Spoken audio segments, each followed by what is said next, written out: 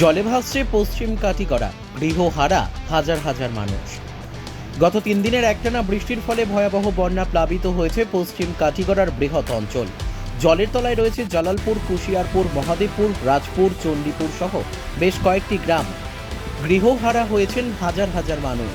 শুধু তাই নয়, গবাদি পশু নিয়েও বিপাকে রয়েছেন কৃষকরা। জলের নিচে রয়েছে হাজার হাজার বসত বাড়ি। এদিকে গৃহহারা মানুষজন আশ্রয় না পেয়ে সীমান্তবর্তী সড়কে ট্রিপল লাগিয়ে আশ্রয় নিতে দেখা গিয়েছে মঙ্গলবার। এদিন তারা সংবাদ মাধ্যমকে জানান, বন্যার সমস্যা হচ্ছে পশ্চিম কাটিগড়ার একটি পুরনো সমস্যা। নির্বাচন আসলে এই সমস্যার সমাধানের কথা সবাই বলে, কিন্তু নির্বাচন চলে যাওয়ার পর এই সমস্যা নিয়ে শাসক বিরোধী উভয় নীরবের ভূমিকা পালন করেন। ফলে প্রতি বছর বন্যার ফলে লক্ষ লক্ষ টাকা ক্ষতি হয় কৃষক থেকে শুরু করে সাধারণ মানুষের।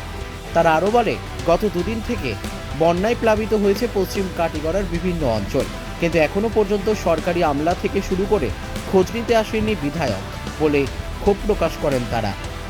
Bureau report, Nababarta today. আমার নাম সদল নমরুদ্র, রিঙ্কু নমরুদ্র, বজেন্দ্র নমরুদ্র। হ্যাঁ, আমরা অরবিন্দ নমরুদ্র।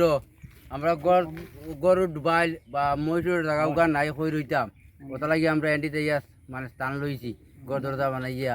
বর্তমানে কি ওখানে মানে গড় দরজা বানাইতে ওখানে থাকার জায়গা করা লাগে। আপনারা সরকারের কাছে কি সাহায্য চান? ও তো রিলিফ বা সাহায্য দেন। গড় দরজা আপনার ক্ষতিগ্রস্ত আছে না, গড় দরজা ডুবাইছি, এটা ভাঙবো সাংবো তো এটা ফেঁকও গই দিব ঘরের মাঝে। কিরকম আমরা বাচ্চা কাচ্চা লইয়া রইতাম। বর্তমানে ঘরের মধ্যে জল আছে ওই যে মানে ভিন্ন ভিন্ন করে মানে বলেটর নদী আমরা মানে মারে ডালা পড়ে গেছে নিচে সিলিয়া মারে আছে চারটা খোলা, চারটা কামার দিতে না এখনো যদি একদম মেঘ দে এখনো আরো ঘুরে মারবো পানি।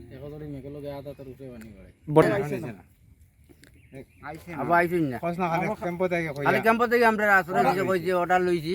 ক্যাম্প থেকে মানে এন্ডি যাইয়া আশ্রয় লই বেলায় ক্যাম্পে বেশিরভাগ ক্যাম্পে আমরা জায়গা দিচ্ছি, দান দিছি উঠো আইয়া।